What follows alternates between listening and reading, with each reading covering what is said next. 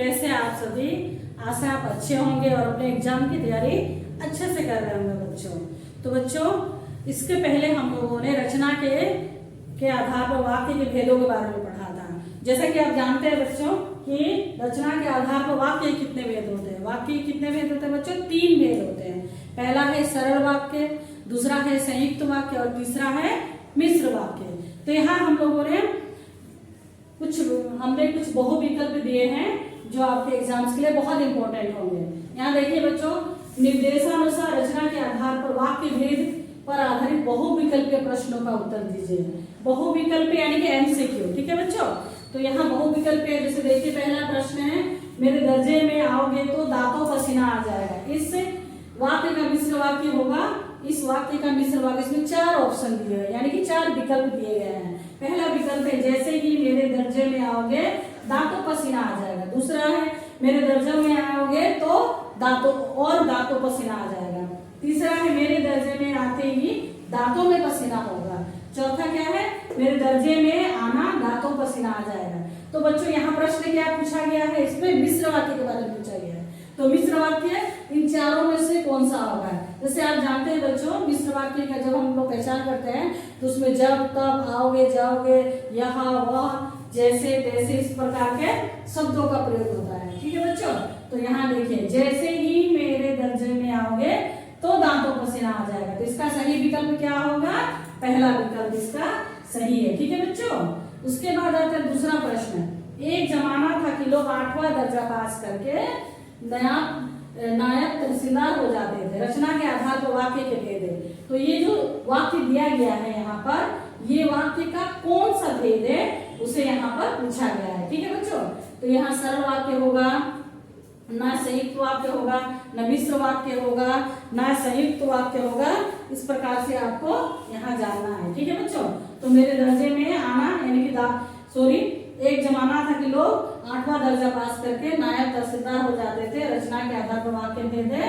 यहाँ पर भी क्या होगा कि ना सरल वाक्य होगा, ना संयुक्त वाक्य होगा। इसका भी उत्तर होगा मिश्र वाक्य। ठीक है बच्चों। तो इस प्रकार से हम लोगों को एग्जाम में आपका उत्तर को लिखना है। तीसरा विकल्प है मिश्र वाक्य। तो इस प्रकार से हम लोग मिश्र वाक्य उत्तर में लिखेंगे। ठीक है बच्चों।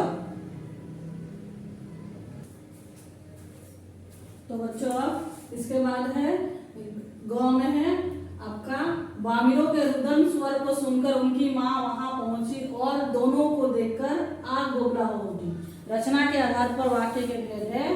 तो जैसा कि आप जानते हैं वाक्य के 3 भेद है। ठीक है बच्चों। आसान सा ट्रिक है, आप तुरंत ही समझ जाएंगे इसको पहचानना कि बामिरों के रुदन को सुनकर उसकी माँ वहां पहुंची और दोनों को देखकर आग बोगला हो उठी। तो आप जानते ही हैं कि और कौन से वाक्य में लगता है बच्चों? और आपका संयुक्त वाक्य में लगता है। ठीक है। और, इसलिए, किंतु, परंतु, ये सब क्या है? संयुक्त वाक्य में लगता है। तो यहाँ आपका हो गया, ये हो गया इस वाक्य में और का प्रयोग किया गया है। तो ये हो गया आपका संयुक्त वाक्य। ठीक है बच्चों। तो ये इसका उत्तर हो गया आपका संयुक्त वाक्य है। और चौथा घ नंबर में क्या है? निम्नलिखित में सरल वाक्य है, यानी कि नीचे 4 आपका विकल्प है, चारों में से एक को पहचानना है कि सरल वाक्य कौन सा है। ठीक है बच्चों। तो बच्चों सरल वाक्य का पहचानने का आसान तरीका क्या है कि वो सरल होता है, आसान होता है। ठीक है बच्चों। इसमें कोई भी योजक चिन्ह नहीं लगता, यानी कि जुड़ने के लिए कोई भी चिन्ह का प्रयोग नहीं किया जाता, किसी भी शब्दों का प्रयोग नहीं किया जाता है। वो सिंपल सेंटेंस होता है, जैसा कि इंग्लिश में से सिंपल सेंटेंस कहेंगे। तो यहाँ देखिए बच्चों, पहला है सुलेमान ने उनकी बातें सुनी और थोड़ी दूरी पर रुक गए। और दूसरा में है सुलेमान वहां पर था तथा थोड़ी दूर पर सड़क गया। तीसरा विकल्प है जैसे ही सुलेमान ने सुनी वैसे ही रुक गए। और चौथा क्या है? सुलेमान उनकी बातें सुनकर थोड़ी दूर पर रुक गए। तो जैसे हम ध्यान दे रहे हैं बच्चों, सरल वाक्य इसमें से आपको पहचानना है। तो सरल वाक्य में इसमें यहाँ और लगा हुआ है पहला में, दूसरा में तथा लगा है, वहां लगा हुआ है। ठीक है बच्चों। तीसरा में जैसे लिखा है वैसे लिखा हुआ है। तो ये तीनों में से कोई भी नहीं होगा, है ना बच्चों। तो चौथा विकल्प देखिए, सुलेमान उनकी बातें सुनकर थोड़ी दूर पर रुक गए। आसान सा है। ठीक है। तो ये आपका चौथा विकल्प इसका आपका उत्तर होगा कि इसमें से सरल वाक्य होगा चौथा। ठीक है। पांचवा क्या है? जब हम अकेले पढ़ते हैं तब अपने आप से बड़बड़ाते रहते हैं। ठीक है। तो इसमें से आपको रचना के आधार पर वाक्य के भेद पहचानना है। ये कौन से? जब, तब, आओगे, आओगे जाओगे, जैसे वैसे मैंने बताया था कि आपको मिश्र वाक्य में प्रयोग करना होगा। ठीक है, तो मिश्र वाक्य में इसका प्रयोग करेंगे। तो यहाँ देखिए, इसमें जब का प्रयोग है, तब का प्रयोग है। तो ये कौन सा रचना के आधार पर वाक्य कौन सा भेद है बच्चों?